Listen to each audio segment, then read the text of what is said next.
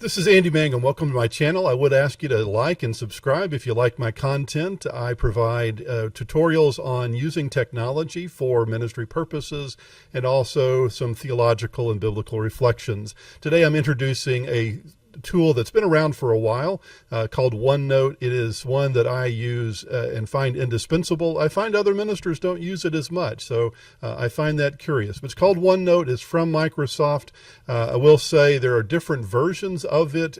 You can find Microsoft OneNote desktop. It's also sometimes called OneNote 2016, which makes it sound like it's over 10 years old. The version that we're working with, it's actually not. It's been updated since then.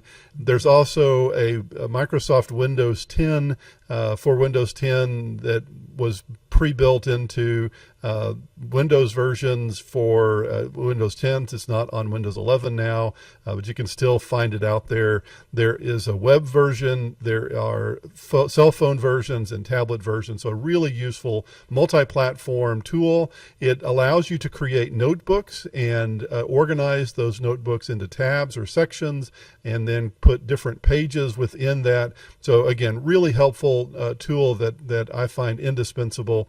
In this example, I'm going to talk about using this for sermon notes. And so when you open it up, when you first establish a OneNote notebook, you're going to get a dialog box that looks like that. I've edited out the personal content. You give it a name, kind of pay attention to where it's getting saved, because sometimes it can be tricky to locate that in your file structure.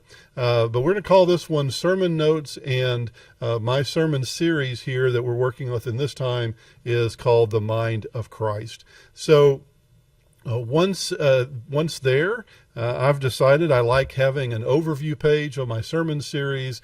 And so in this sermon series, these are the texts that I'm working with and the sermon titles that I'm working with. And so if you plan like that, what you can do then is once you've got that list, you can select all that and right click it and say link to pages. And this is automatically going to create pages. You'll see them show up on the right hand side from that list, and then give you hyperlinks to those pages over here. It takes a little bit of time to do that. So while we're there, to describe some other features to you, notice that you've got your typical text editing tools: bold, underlined, italics. You can change the color of the text, and you can highlight things.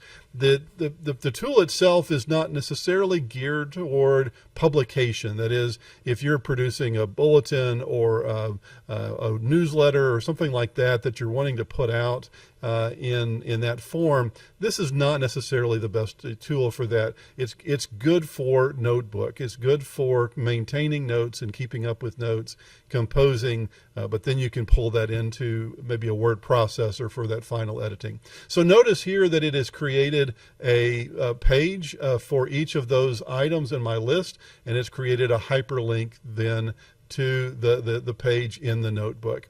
So we'll work with this Philippians 2, 1 through 11, and we'll show you a little bit more about the capabilities from this. So one of the really helpful tools is that you can paste from websites.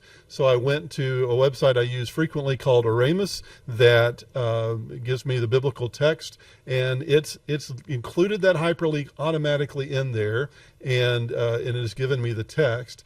You can format this a little bit, so you can create styles like you would in Word. You can't really modify that like you can in Word, but still help you to organize those notes.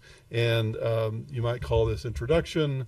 This is something from a sermon I wrote years ago that's based on this text, but it just pulled it in there for us to see.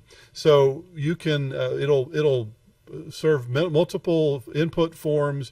You can put audio files in here. You can put PDFs in OneNote pages and edit or markup PDFs. You can include video clips and URL from websites. So really just a really helpful way of organizing that.